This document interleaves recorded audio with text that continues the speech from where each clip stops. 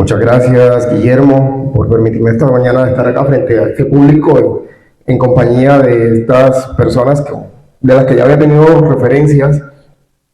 Nos habíamos visto en algunos momentos en esas situaciones tangenciales en que nos pone la vida a todos los que nos gusta en esta ciudad la literatura, que casi siempre somos los mismos, poquitos, y coincidimos en los mismos sitios, ¿no?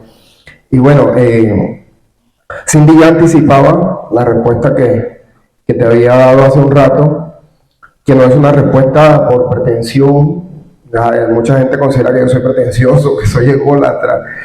Se han dicho cosas bastante en esa línea de mí, pero en realidad no, es simple y llanamente por una postura crítica que tengo, no solamente en relación con Gabo, sino en relación con todos aquellos símbolos que, siendo realmente valiosos en sí, la obra de García Márquez es muy valiosa, pero que estos símbolos, en vez de promoverse para cohesionar el sujeto colectivo que deberíamos ser, terminan siendo convertidos en clichés de farándula. Yo siento que con Gabo ha pasado un poco eso. Gabo bromeo con mis estudiantes cuando me preguntan por él. Amo cuando una estudiante o un estudiante me dice: estoy leyendo tal libro de García Márquez. Ayer nada menos hablaba con una chica de noveno que empezó a leer y a asombrarse con 100 años de soledad. Pero repudio el hecho de que Gabo se haya convertido, debido a ese nivel de farandulización, él no tiene la culpa ni su obra tampoco, en el escritor de las modelos y de las reinas y de los políticos. Tú te preguntas a una modelo, a una reina o a un político, ¿cuáles son tus dos hobbies o tu hobby favorito? Y te dice: hacer deporte y leer. ¿Y qué lees? A Gabriel García Márquez. ¿Y cuál es tu obra favorita? 100 años de soledad. Pregúntale por Remedios la Bella, pregúntale por Aureliano Buendía, pregúntale qué elementos puso Gabo allí para representarnos a nosotros como colombianos. Y creo que hasta allí, o dice una barrabasada, como aquella que dijo que Confucio era un señor chino-japonés que se inventó la confusión, o aquella que dijo el hombre es el complemento del hombre, la mujer de la mujer, y viceversa, y en sentido contrario, ¿cierto? Y terminan echando a perder cualquier camino literario que una sociedad pueda adelantar.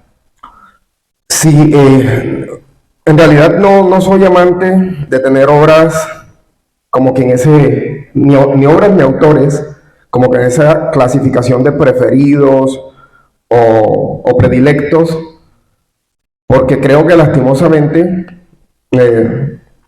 con el tiempo, con las lecturas, con el irrespeto, porque en últimas, si mal no estoy, cito a Estanislao Zuleta, terminó muy respetando los libros de tanto relacionarse con ellos, de estar rodeado de libros. Y entonces hay muchos autores en el mundo y muchos libros, como para de pronto decir: Gabo es mi autor preferido, o Emile Solá, o el autor de La insoportable lealtad del ser, Milán Kundera, o Cortázar, ¿no? Son autores que respeto, son autores que he mirado, que me pueden aportar como lector, como persona, como escritor, y me compenetro con su obra cuando las leo, pero a eso invito, ¿no? A mirar a veces la literatura sin quitarle la emoción, desde esa otra parte de razón que hay que ponerle para hacer este análisis del que hablaba Cindy, porque en últimas somos eso, atrevidos, que estamos acá porque nos dijeron que veníamos a un conversatorio sobre Gabo, pero no, yo tampoco me considero un gabólogo, te lo dije, lo sostengo, pero sin embargo vamos a tratar de hablar lo mejor posible desde nuestra perspectiva, o desde mi perspectiva como lector, de Gabriel García Márquez, ¿vale? Cuando me planteaste esa pregunta, que me enviaste el cuestionario, yo la analizaba, yo me decía: bueno, en primer lugar, yo soy, a partir de unas lecturas que estaba haciendo, ya tenía la paranoia hacía mucho rato.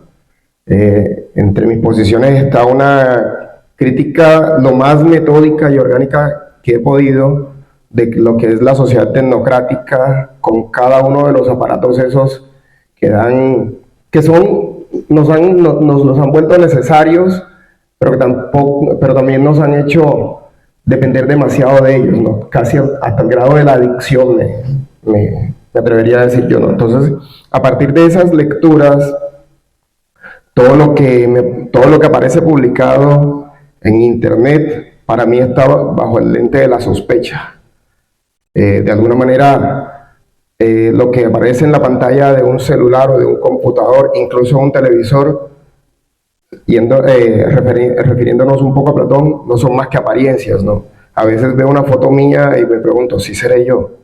¿Sí? Entonces, desde esa sospecha, yo tengo que aclarar algo, ¿no? Primero, tocaría ver cuáles son los fragmentos que son realmente de Gabo, ¿no? Hasta ahora, yo no recuerdo haber leído uno solo que sea de Gabo, sino que son textos apócrifos. Se le atribuye a Borges un poema que anda por ahí titulado Instantes, que hasta bueno el poema en su medida, pero uno lee eso y siendo lector de Borges, de inmediato se da cuenta que no es la estética de Borges, ¿no? Textos larguísimos de superación personal son más discursos de superación personal que se le han atribuido a Shakespeare. Y digo, caramba, y mira todo lo que puede pasar en las redes, ¿no? Y el hecho es que la gente se cree eso.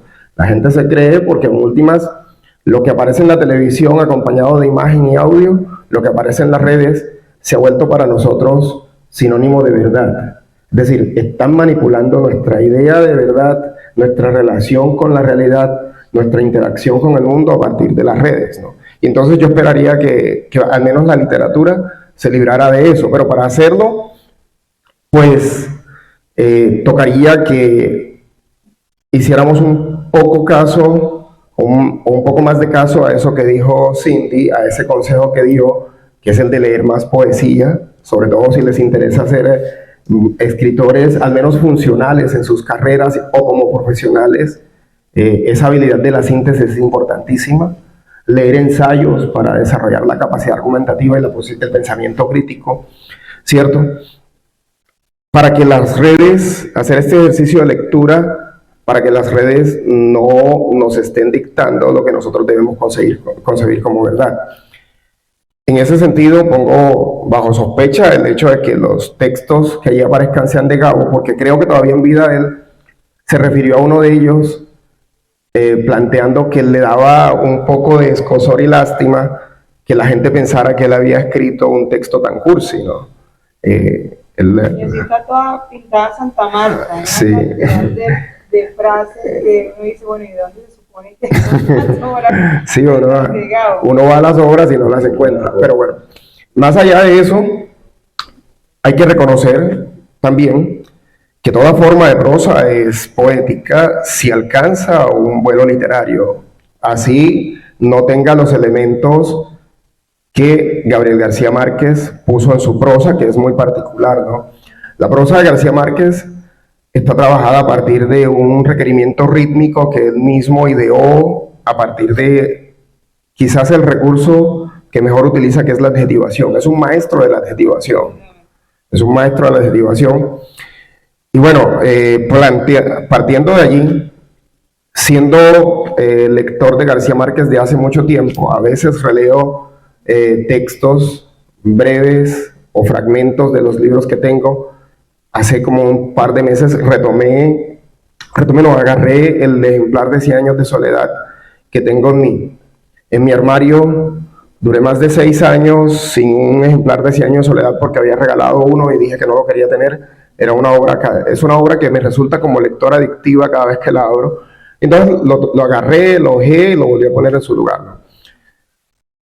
Mi creación poética y mi creación literaria por extensión se aleja mucho de lo de García Márquez, y no por una voluntad propia, ¿no? García Márquez, como Cindy lo comentó, recreó un Caribe, el Caribe de García Márquez, que en una jornada de algo que se llama el Festival del Pensamiento en San Jacinto, aclaré también en un conversatorio que teníamos con algunos escritores, porque alguien se atrevió a decir que García Márquez era el fundador de la literatura del Caribe, y bueno, ese tipo de cosas que a veces algunos escritores suelen exagerar, generalizar, porque cada uno de los escritores importantes que hemos tenido en el Caribe ha sabido contar el Caribe o ha sabido poetizar el Caribe.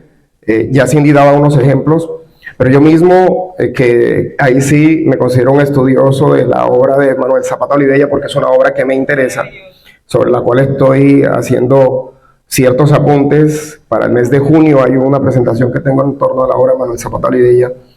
Entonces, cada uno de estos autores, Manuel Zapata Olivella, Roberto Burgos Cantor, más acá, el mismo Álvaro Cepeda Zamudio, el mismo Héctor Rojas Erazo, a su manera recrearon una forma del Caribe desde diferentes puntos, a través de diferentes formas de narrar, de poetizar mismo. La idea del patio que surge en la poesía de Héctor Rojas Erazo es fundamental para comprender lo que somos como caribeños, sobre todo en esta zona del mundo, ¿no?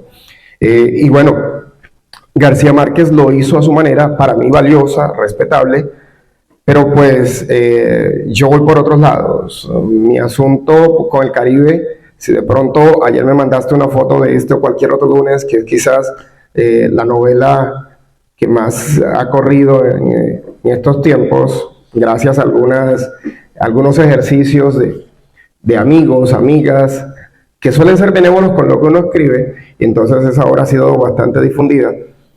¿Qué ocurre? Que mi Caribe es más urbano, mientras que el de García Márquez es más rural, ¿cierto? Mi Caribe está más centrado en una mirada filosófica, en una mirada analítica de parte de los personajes o de los recursos poéticos, del yo poético, del yo lírico que utilizo, para mostrarle de pronto a la gente que me lea o que lea lo que escribo, lo que puede ser su acontecer en la cotidianidad, en una cotidianidad citadina, urbana, bastante conflictiva, y que de pronto se aleja mucho, de pronto no, se aleja mucho de lo que viene siendo ese elemento de rito, de magia, que nos podemos encontrar en las obras fundamentales de García Márquez, como El Coronel, como El amor en los tiempos del cólera, El mismo 100 años de soledad, Crónica de una muerte anunciada, de pronto un tanto menos, pero sí, pero ahí están esos elementos que tienden hacia eso, que también es un corcel en literatura, que es el realismo, el concepto de realismo mágico, ¿no? No, por ahí no voy yo, y en ese sentido García Márquez no me marca como escritor. Bueno, gracias. Es más, dejarse marcar como escritor hoy día por García Márquez es condenarse a no ser leído. Se me ocurre ahorita que haces la pregunta, Guillermo, que nadie se escapa de decir cosas para crear polémica, ¿no? Eso que se cree hoy día, que es una experticia de los influencers, no, eso es de los seres humanos toda la vida. Si usted quiere llamar la atención, cree líos. Nadie le presta atención a cuando usted llega y trata de que la demás gente razone, lea poesía, vaya a la filosofía. Si usted da buenos consejos, se convierte en un latoso. Si usted crea polémica, lo van a convertir en el centro de atención. Es una estrategia, ¿no? Y quien quita que Gabo no haya también utilizado esa estrategia. No estoy afirmando que lo haya hecho con esta frase, pero se me ocurre ahora, ¿no? Y bueno, la gente le presta atención, a veces le presta mucho más atención a estos aspectos de los escritores que a su propia obra. Sí. Y me ha pasado, Guillermo, que en algunos talleres literarios, en torno a esta discusión, me ha tocado, frente a escritores, plantear la misma posición que siempre he tenido y que, bueno, voy a esbozar acá, ¿no? Vivimos también, por el alto nivel de analfabetismo funcional que marca toda Latinoamérica. Ese es uno de los grandes problemas que tiene la filosofía, ¿cierto? Para poder asumir al filósofo y asumir que, por ejemplo, en la poesía de Nezahualcóyotl hay filosofía, ¿sí? Asumir que que en una obra literaria los mismos europeos hicieron filosofía desde obras literarias. Sartre con La náusea es más filosófico que en El ser y la nada. ¿Sí? Camus, ¿cierto? Con El mito de Sísifo y El extranjero. Entonces, en ese sentido, pues, tenemos un alto nivel de analfabetismo funcional que toca incluso a los escritores. Mucha gente lee sin saber lo que lee, mucho menos sin pensar lo que lee, y a veces repite como loro lo que otro dijo simple y llanamente porque es un personaje representativo. Muchos escritores van por ahí repitiendo esa expresión de Gabo, que la gramática había que abolirla, que había que quitar la H, que la Real Academia de la Lengua había que ponerle esposas o quitarle la autoridad que tenía. Y bueno, a mí me preocupa eso. Me preocupa que la gente se crea eso, que escritores se crean eso, ¿no? En últimas, los escritores construimos a partir del lenguaje. ¿Y será que un carpintero puede hacer excelentes muebles sin conocer la variedad de las maderas? Sin saber cómo tallar a X o Y madera como tal, porque no se talla lo mismo el roble que el cedro. Sí.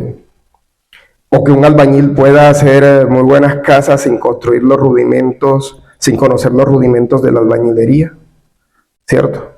Podrían ser materias bastante distantes, pero para mí no lo son.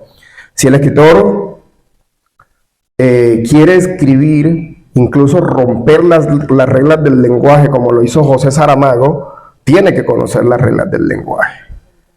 Sí. Y yo creo que García Márquez conocía las reglas del lenguaje. Hace un rato hablaba yo del proceso de adjetivación. Él construyó la teoría, de pronto no la escribió, pero todo escritor en sí termina construyendo una teoría a partir de lo que escribe y de cómo va a seguir escribiendo. Y García Márquez la tenía clara porque él la presenta y la plantea bastante bien en un documental que se le hace que se titula La escritura embrujada. Sí. Pero bueno, necesitaba crear una polémica para llamar la atención y dijo eso, ¿no? Y los periódicos de una vez dijeron, y lo promovieron y los escritores se pusieron a decirlo, ¿no? Entonces, ¿qué ocurre? Yo personalmente como gramático, porque yo soy licenciado en español y literatura con 5 semestres de gramática de la lengua castellana encima, ni siquiera por conservadurismo ni por tradicionalismo, puede resultar, lo que voy a decir, reaccionario, pero no lo es. No estoy de acuerdo con eso. Si realmente queremos escribir, presentar ensayos, resúmenes funcionales, que al profesor le agraden ustedes como estudiante o que el profesor se encuentre que hay claridad en ellos, necesitan las reglas de la puntuación, la ortografía, ¿sí? La sintaxis, respetar los procedimientos de la semántica, porque en últimas eso es un lenguaje, es un código, y que desde el punto de vista creativo, ya como escritor, lo que hoy día se habla de escritura creativa, tú puedas, por ejemplo, escribir un poema a partir de la escritura automática planteada por los surrealistas, o de pronto un poema abstracto como algunas escuelas de Brasil, romper la sintaxis de un texto como lo han hecho otros autores, pues eso es válido, pero dentro del proceso de la escritura literaria, no en otros contextos. Si te vas a ir al contexto de la ciencia, a escribir un libro de ciencia con todos estos elementos, te van a decir que estás loco, ¿no? Y no te lo van a aceptar, quién sabe, de pronto más adelante, pero ese no es el contexto en este momento. Y bueno, ocurre eso. Yo prefiero autores que de pronto fueron más metódicos en ese sentido, un poco para hablar en relación con la pregunta anterior, por ejemplo, yo intento emular el respeto que José Emilio Pacheco sentía por la palabra. Sí, era muy cuidadoso con los elementos que le daban equilibrio a su verso. El mismo Borges es un conocedor del lenguaje. Cortázar, para cometer los exabruptos bellísimos que aparecen en Rayuela y en otros textos, era un conocedor del lenguaje. En ese sentido, creo que había una disposición diferente frente a la escritura de los autores que he mencionado, o de Carlos Fuente, por ejemplo, a quienes considero intelectuales conocedores del lenguaje, que lo mostraban no solamente a través de sus textos literarios, sino en sus conferencias, que el mismo Gabo. Gabo era un gran escritor, pero de pronto en ese sentido no tenía esta misma formación intelectual que estos otros, y bueno, podía darse el lujo de decir esas cosas. Los que no nos podemos dar el lujo de repetirlas sin analizarlas, somos nosotros. Es lo que podría plantear en relación con ellos. Evidentemente creo que quedó claro que estoy en desacuerdo con él, ¿no? En específico, 100 años de soledad. 100 años de soledad. Bueno, son muchas, pero quisiera limitarme a una en particular, ¿no? Podrían ser varias, pero quisiera limitarme a una en particular. Yo la resumiría en ser un buen lector.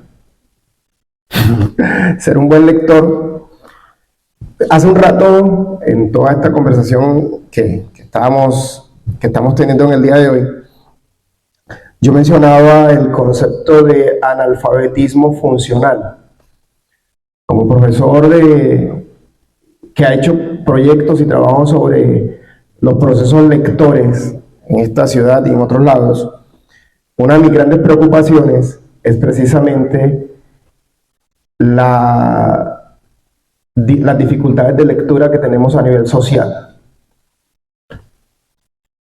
Hace un tiempo las élites tecnocráticas le decían a los expertos que tenían que afirmar que la gente estaba leyendo nuevamente y que lo estaban haciendo en la pantalla del celular y que estaban escribiendo. La mayoría de la gente que agarra un celular no lo agarra para escribir. WhatsAppear no es escribir. Chatear no es escribir. Porque se mandan mensajes rápidos, llenos de emoticones, con una cantidad de abreviaturas, LOL, XD, que hasta amigos y amigas escritores que a veces me mandan un chat los utilizan, que son válidos, ojo, son válidos en ese contexto, no los estoy satanizando, son válidos en ese contexto, pero que reducen la posibilidad de interacción con ese lenguaje escrito del cual hablaba Cindy hace un rato, y nos limitan la capacidad de comprensión y mucho más el pensamiento crítico. ¿Por qué decía que para leer 100 años de soledad hay que ser un buen lector? Es probable que alguien se encuentre por primera vez con la novela y la lea y sienta que está fluyendo, pero ese fluir se da ante todo porque esa persona ya ha tenido unos ejercicios de lectura anteriormente. Uno no lee, la primera novela que uno lee no es 100 años de soledad. Yo empecé a leer a los 6 años Paquitos de Calimán, Arandú, Memín, Águila Solitaria. Ustedes son demasiado jóvenes, ustedes también, para saber de eso. Lo conocí, pero ya No. y por pura referencia me gusta buscar. Sí. Yo me río de los escritores de mi edad. El escritor siempre es pretencioso, sobre todo si está frente al público. Y entonces le preguntaban, ¿cuáles eran tus lecturas? Y decían que a los 6 años estaban leyendo Las Mil y Una Noches. Eso es así grandote. Y que a los 6 años estaban leyendo El Quijote. El Quijote lo leía a los 16. Necesitaba haber hecho todo un camino de lecturas para a los 16 años gozarme El Quijote como me lo gocé, ¿no? Entonces, a los 6 años estaba leyendo eso, que es un material que me había propiciado mi madre, porque ella era lectora de lo que en ese entonces un ama de casa podía leer, que eran las novelas de Corín Tellado y de Marcial Lafuente Estefanía, y las fotonovelas. Yo la veía leyendo eso, ¿no? Y ella me propició a mí el hecho de poder entrar a ese mundo de la lectura a través de estos textos, y luego me daba Paquitos, así se llamaban, Paquitos. Hoy día le llaman cómics.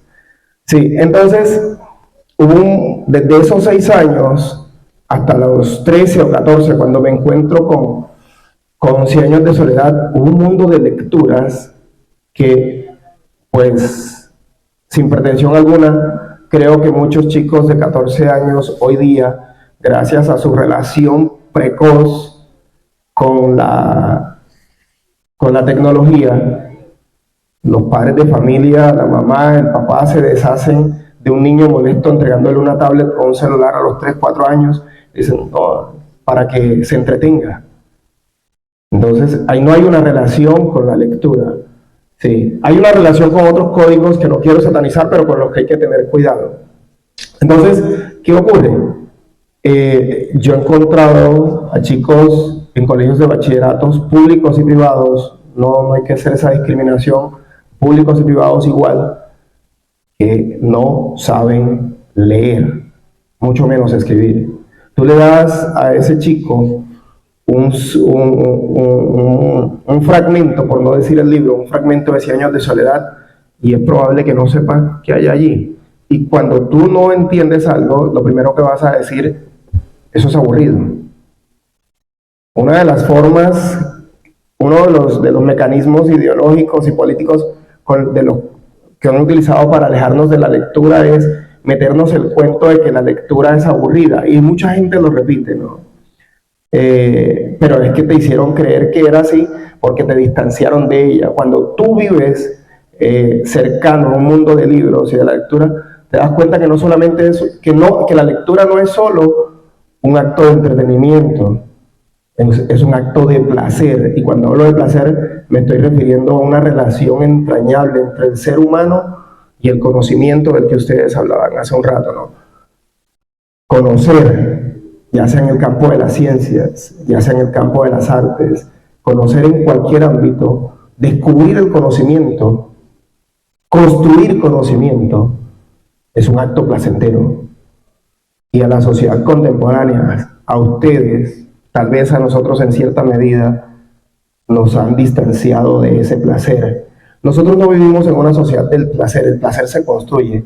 Nosotros vivimos en una sociedad del entretenimiento en el cual nos mantienen completamente excitados. Por esa es la razón de que muchos de los que están en el público, y me pasa también que he estado en conversatorios en donde estamos conversando 2 o 3 personas y uno de los escritores está pegado a la pantalla y dice, es que la pantalla tiene todos los elementos a nivel de luces, de diseños y todo para mantener excitados nuestro cerebro.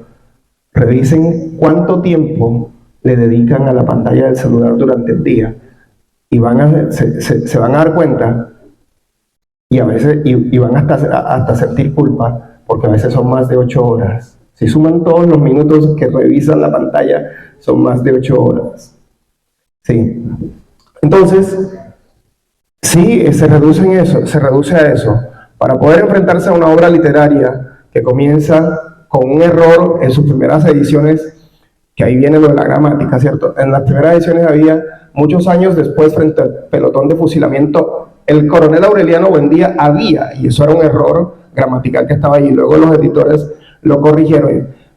Muchos años después, frente al pelotón de fusilamiento, el coronel Aureliano Buendía habría de recordar aquella tarde remota en que su padre lo llevó a conocer el hielo.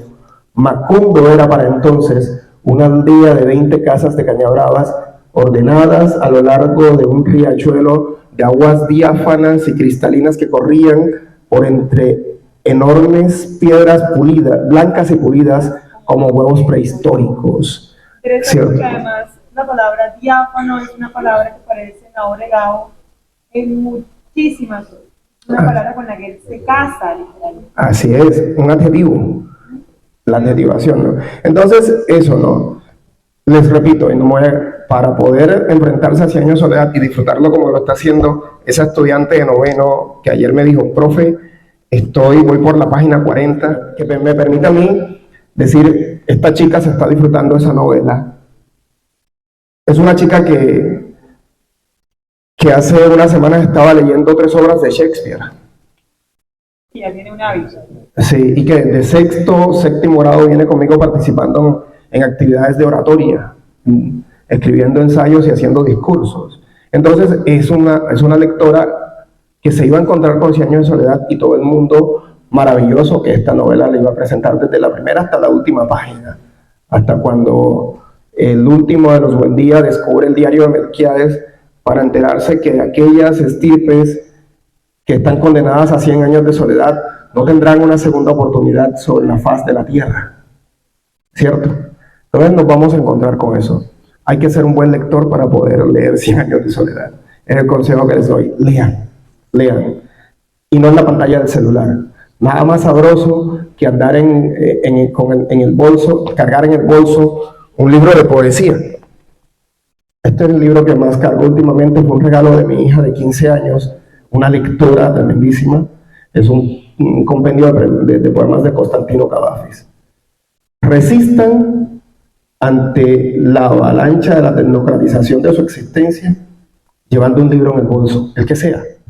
Bueno, Guillermo, en realidad yo quizás soy peor para la sinopsis de mis textos que Cindy, ¿no? Ella lo hizo por partes y quedé con una idea de lo que puede ser su libro de relatos, que espero poder leer pronto. Yo estoy haciendo un trabajo precisamente a partir de una novela que estoy escribiendo, de aproximarme aún más de lo que lo había hecho a la narrativa de Mujeres del Caribe, porque el personaje central de esta novela que estoy escribiendo es una mujer. Me he dedicado en ese ejercicio metódico a leer con toda la calma la obra cuentística y novelística de Marvel Moreno, que la había leído, y me estoy acercando mucho a la poesía, sobre todo de autoras del Caribe y bueno. Es muy interesante que Fanny Buitrago tiene mucho teatro y es fantástico. Bueno, ahí voy andando porque es un proceso pero me quedó la idea de tu texto, ¿no?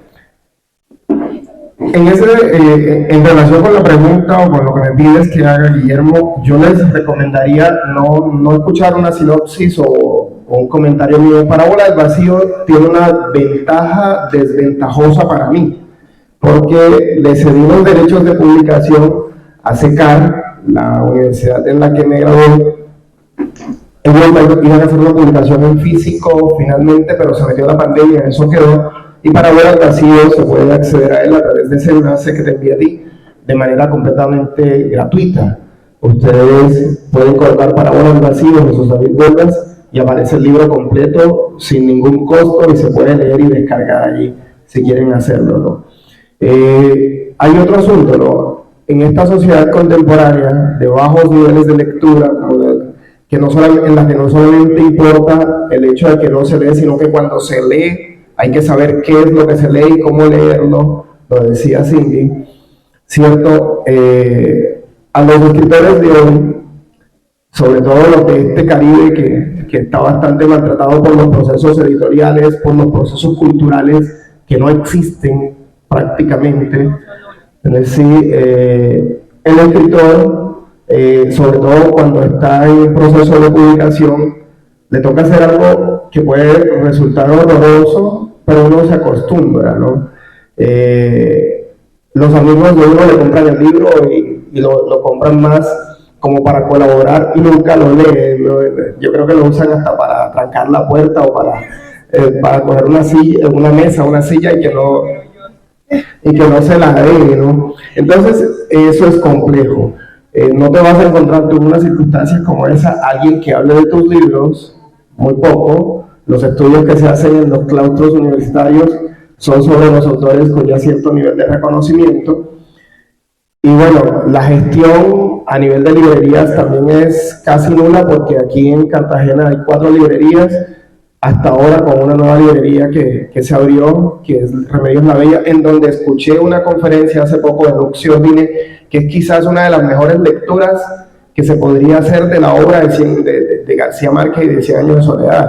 Les recomiendo un libro titulado La inutilidad de lo inútil, de este autor. Se presentó esa noche y se escuchó esa conferencia bellísima, eso me lleva a pensar muchas veces que las mejores lecturas que se han hecho de García Márquez no la hemos hecho colombianos, sino de gente del exterior y sobre todo de Europa. Sí. hay mucho de eso, porque igual también esa idea de realismo mágico tampoco es Gabriel Martiana, Sí. es europeo además, movimiento europeo. Sí, entonces en ese sentido que les comentaba, yo prefiero hacer más como un inventario, ¿no? Un inventario de algunos de los textos que he publicado, se los muestro, y en caso de que puedan algún día, los invito a que se aproximen a ellos. Hay un primer libro de poemas, yo empecé publicando poemas, aunque había escrito antes cuentos y están guardados, nunca los he dado ni siquiera a leer.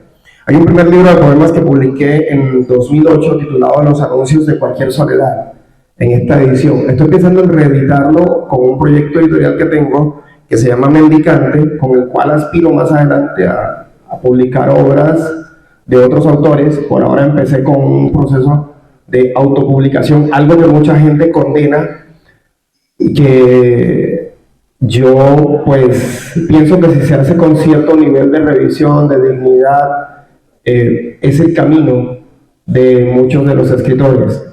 Si mal no estoy, García Márquez comenzó autopublicando La hojarasca y cuenta en uno de sus videos que salía con su esposa Mercedes a venderla de puerta en puerta con los vecinos, con sus vecinos. Whitman publicaba sus textos en hojas sueltas y las vendía en las plazas, ¿no?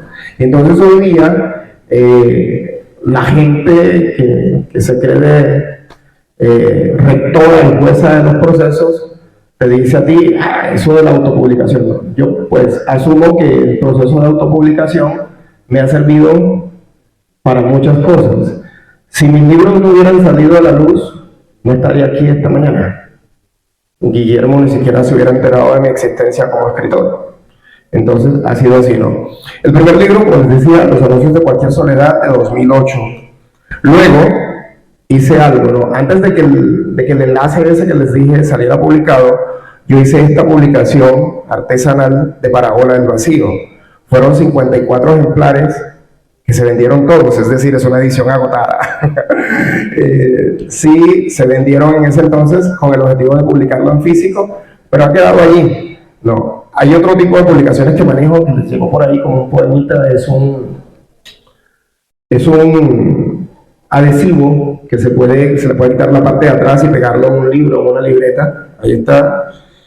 Y bueno, lo más reciente de lo que habló Guillermo, es esta novela de 2019, o cualquier otro lunes, de la cual hice un comentario hace poco.